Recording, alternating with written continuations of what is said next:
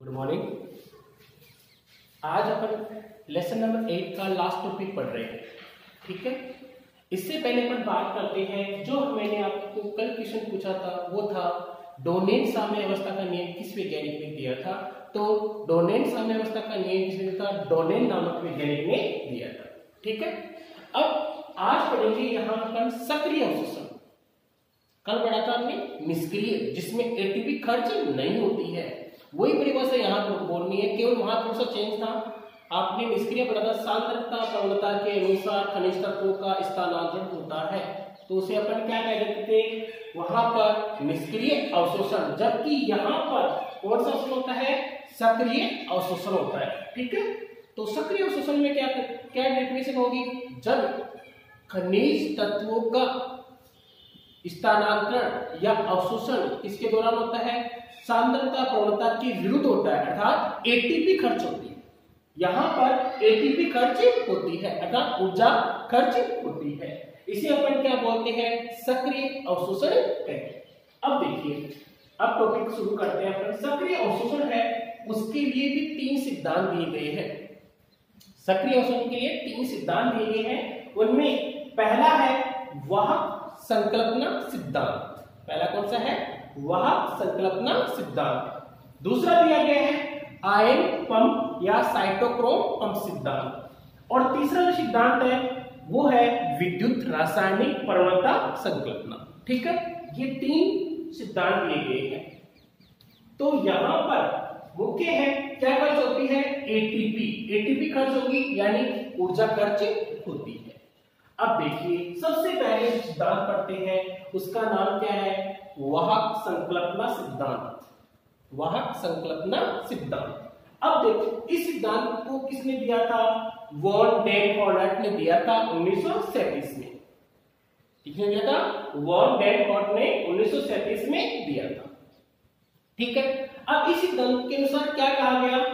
पहले तो ये बताया गया है कि कोशिका और ऊतक का वह भाग, कोशिका यानी सेल या टिश्यू के लिए वह स्थान जहां पर खनिज लवणों का अवशोषण किसके दौरान होता है? एटीपी के दौरान। उस स्थान को क्या कहते हैं? द्वित स्थान। दोबारा देखिए, कोई सेल है, ठीक है, या टिश्यू है, उसमें अगर किन्हीं आयनों का अवशोषण किसके दौरान होता है? एटीपी के दौरान होता है। यानी ऊर्जा खर्च करके कोशिका या ऊतक में आयन अवशोषित किए जाते हैं, तो उस स्थान को क्या कहते हैं? द्वित स्थान कहते हैं। क्या कहते हैं? द्वित। यानी वहां पर जो कोशिका है चाहे ऊतक हो, वो क्या काम कर रही है? एटीपी के दौरान आयनों का क्या कर रही है? अवशोषण कर रही है। उस स्थान को क्या कहते हैं? द्वित स्थान कहते हैं। ठीक है, अब ये सिद्धांत देखो क्या है, किस प्रकार से, देखिए ध्यान देना चाहिए। देखो, इस सिद्धांत में ये कहा गया कि प्लाज्मा झिल्ली, ये मैंने समझने के लिए यहां पर एक प्लाज्मा झिल्ली बनाई है। तो प्लाज्मा झिल्ली है वो स्वतंत्र आयनों के लिए क्या होती है? अपारगम्य, अर्थात यहां से आयन उधर अंदर नहीं जा सकते। ये मान लीजिए एक बार, ये क्या कह रहा है कि स्वतंत्र आयनों के लिए, ठीक है, स्वतंत्र आयनों के लिए प्लाज्मा झिल्ली क्या होती है? अपारगम्य, यानी आयन यहां से अंदर नहीं जा सकते। तो उसके लिए क्या होता है कि आयन जब अंदर प्रवेश करते हैं तो इस प्लाज्मा झिल्ली में विशेष प्रकार के प्रोटीन अणु होते हैं, जिसको मैंने इस कलर से बना दिया एक बार समझने के लिए। मान लीजिए ये क्या है? प्रोटीन अणु है। ठीक है, तो प्लाज्मा झिल्ली में पहली बार प्लाज्मा झिल्ली में स्वतंत्र आयन के लिए क्या होती है? अपारगम्य। तो यहां प्लाज्मा झिल्ली में विशेष प्रकार के प्रोटीन पाए जाते हैं, जिन्हें क्या कहते हैं? वाहक। यानी इनके दौरान ही जो खनिज पोषक है या कह सकते हैं आयन है, वो अंदर की तरफ क्या होते हैं? गमन करते हैं। तो यहां प्रोटीन अणु को क्या कहा जाता है? वाहक। ये वाहक ही क्या काम करते हैं? जो भी आयन है उनको अंदर पहुंचाने का कार्य करते हैं। तो यहां देखिए आप, प्रोटीन अणु कौन से हो गए? वाहक। अब जब इन प्रोटीन अणुओं को क्या मिलती है? एनर्जी, यानी यानी मैंने यहाँ 3 पॉइंट लिखे। देखिए सबसे पहले वाहक क्या प्राप्त करता है, एटीपी। एटीपी का मतलब क्या हो गया, ऊर्जा। तो ऊर्जा ग्रहण करता है तो ये क्या हो जाता है, सक्रिय। मान लो किसी भी प्रोटीन के अंदर ऊर्जा आ गई तो वो कार्य करने के लिए या सक्रिय हो गया, ठीक है, सक्रिय हो गया प्लस एटीपी। तो यहां रिएक्शन लिखी देखना, वाहक प्लस एटीपी, यानी वाहक यानी प्रोटीन के अणु वो क्या करते हैं, एटीपी को प्राप्त करते हैं और क्या हो जाते हैं, सक्रिय हो जाते हैं, यानी काम करने योग्य हो जाते हैं। और साथ में यहाँ एडीपी लिखा है, तो इसका मतलब एटीपी से एडीपी जब बनता है तो वहां ऊर्जा खर्च होती है। ये ध्यान रखना हमेशा, जब एटीपी से किसका निर्माण होता है, एडीपी का, तो ऊर्जा खर्च होती है। तो ये मान लीजिए वाहक ऊर्जा खर्च करके क्या हो गए हैं, सक्रिय, ठीक है। तो मान लीजिए इस प्रोटीन अणु में वाहक ने क्या ग्रहण कर ली, ऊर्जा, तो ये क्या हो गया यहाँ पर, सक्रिय। ये सक्रिय समझने के लिए यहां पर मैंने एक और बनाता हूं राउंड, यानी ये प्रोटीन अणु क्या हो गया है, सक्रिय हो गया है, ठीक है। फिर ये जो सक्रिय अणु है वो क्या ग्रहण करता है, आयन।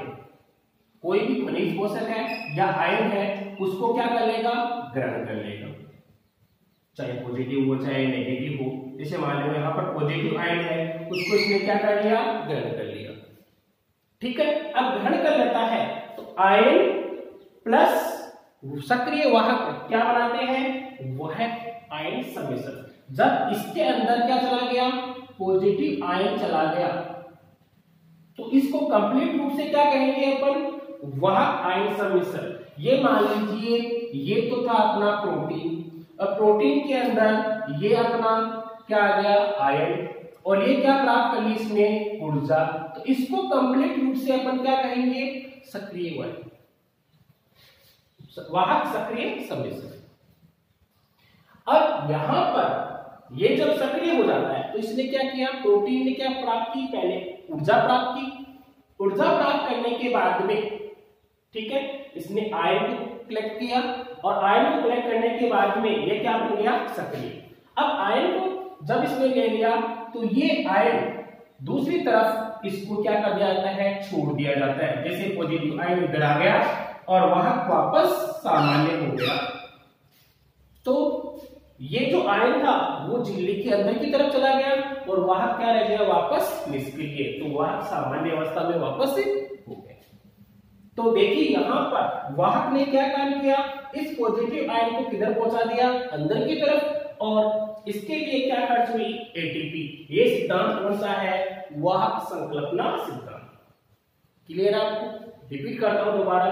पहले जहां कोशिका हो या उत्तक हो वहां पर जो आयनों का अवशोषण एटीपी के फलस्वरूप होता है, यानी यहाँ पर एटीपी का उपयोग करके ही आयन का अवशोषण किया गया और अंदर ट्रांसफर किए गए, तो इसे क्या बोलते हैं, द्विक स्थान कहते हैं। प्लाज्मा झिल्ली है वो स्वतंत्र आयनों के लिए क्या होती है, अपारगम्य होती है। प्रोटीन अणु क्या किसका काम करते हैं, वाहक का काम करते हैं, और वाहक क्या प्राप्त करते हैं, ऊर्जा प्राप्त करते हैं। ऊर्जा प्राप्त करने के बाद में उसके साथ में क्या मिल जाता है, आयन। आयन मिलते ही उसका नाम क्या होता है, वाहक आयन सम्मिश्रण। और सम्मिश्रण है वो अंदर की तरफ आयन को त्याग देता है और वाहक क्या हो जाता है, निष्क्रिय। ये दोबारा अपने वापस एटीपी प्राप्त करेगा। इसी प्रकार से क्रिया चलती रहती है। ये कौन सा नियम हो गया, वाहक संकल्पना सिद्धांत, ठीक है। ये जो क्रिया हुई वो किसके फलस्वरूप हुई, एटीपी प्राप्त करके, और इसमें किसकी भूमिका रही, वाहक या प्रोटीन अणु की। तो ये कौन सिद्धांत हो गया, वाहक संकल्पना सिद्धांत। अब पढ़ते हैं अपन दूसरा सिद्धांत। इसके बाद अपन देखते हैं दूसरा जो सक्रिय अवशोषण के लिए सिद्धांत है वो है आयन पंप या साइटोक्रोम पंप सिद्धांत, ठीक है।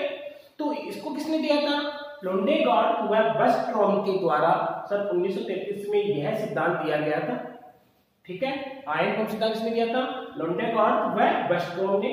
इसको क्या कहते हैं, साइटोक्रोम सिद्धांत भी कहते हैं, ठीक है। अब देखिए इस सिद्धांत के अनुसार यह कहा गया कि पादपों की श्वसन दर का सीधा संबंध किससे होता है, ऋणायनों के अवशोषण से होता है। पादपों के जो श्वसन दर है उसका संबंध है वो अवशोषित ऋणायनों से होता है, ठीक है। तो उसके दौरान ये कहा गया है, तो दोबारा देखिए एक बार, पादपों की जो दर है, श्वसन दर है, उसका जो संबंध है वो किसके दौरान होता है? पादपों के द्वारा अवशोषित ऋणायनों के द्वारा होता है। ठीक है, अब यहां कहा गया है कि इसमें जो ऋणायन है या धनायन है उनका अवशोषण अलग अलग प्रकार से होता है। यानी सिद्धांत में ये कहा गया कि जो भी ऋणायन है या धनायन है उनका अवशोषण अलग अलग प्रकार से होता है। तो जैसे मान लीजिए ये अवरोधक है और इसके अंदर कोई भी आयन जाने हैं, अंदर इसके अंदर कोई भी आयन प्रवेश करते हैं तो कैसे करते हैं? तो बीच में तो अवरोधक बना दिया मैंने। ठीक है, तो ये बाहर की सतह मान लेते हैं, ये कौन सी हो गई? आंतरिक सतह। ठीक है, बीच में क्या हो गया? अवरोधक। तो जब बाह्य सतह से आंतरिक सतह की तरफ कौन से आयन जाते हैं? नेगेटिव, यानी ऋणायन अंदर की तरफ जाते हैं अवरोधक से, या आप बोलेंगे अवरोधक झिल्ली मान लीजिए आप। तो अवरोधक झिल्ली है, उसके दौरान जब ऋणायन अंदर की तरफ जाते हैं तो किसके साथ जाएंगे? साइटोक्रोम के साथ स्थानांतरित होंगे। यानी जब बाह्य सतह से आंतरिक सतह की तरफ जब ऋणायनों का स्थानांतरण होता है तो किसके द्वारा होता है? साइटोक्रोम पंप के द्वारा होता है। यानी इस सिद्धांत ने क्या कहा कि जब अवरोधक है उससे बाहर की सतह से जब अंदर की सतह की तरफ ऋणायन जाते हैं या स्थानांतरित होते हैं तो कौन काम करता है? साइटोक्रोम पंप काम करता है। तो साइटोक्रोम पंप के दौरान ऋणायनों का क्या होता है? स्थानांतरण। जबकि अवरोधक झिल्ली से जब धनायन अंदर की तरफ जाते हैं तो वो किसके द्वारा प्रवाह होता है? निष्क्रिय प्रवाह के द्वारा।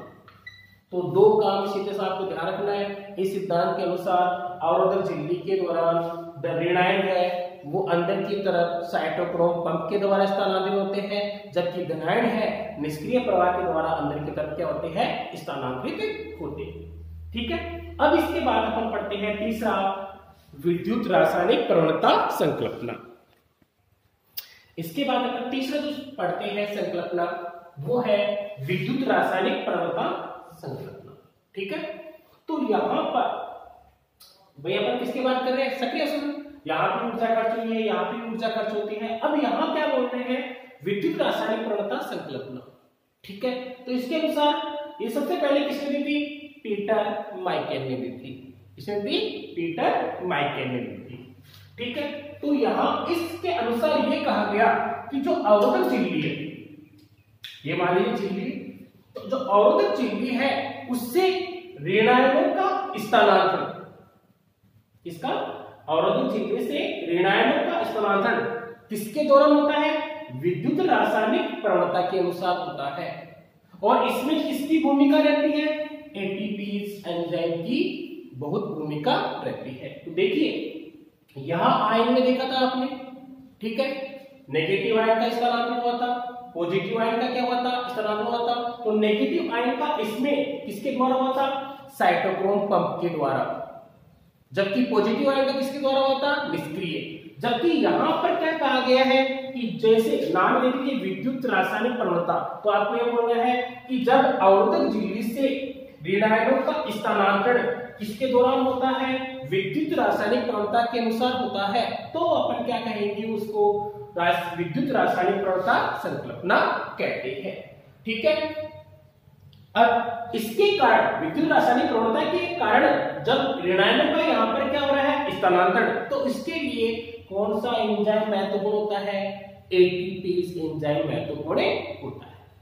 ठीक है, अब आज आपने पूरा लेसन कंप्लीट कर चुके हैं। अपन लेसन नंबर 8 पूरा कंप्लीट हो चुका है।